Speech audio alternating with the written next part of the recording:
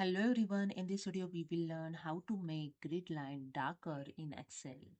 So let's start this in my Excel, and here you can see I already make some grid line darker with a different color. So let's start how it's done. Simply select the grid line in Excel, and after that go to the Home tab.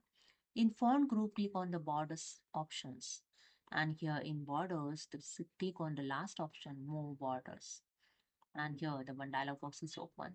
In Borders, in Line Style select the darker line, and here you can see the preview. When you click on the outline grid line is apply here. Then click on the inside line also apply. Okay. If you want to change color, you just click on this color option and you can select here the color those you want. After that, click on OK, and that's it. Okay. So I show you again, select the grid line those you want darker.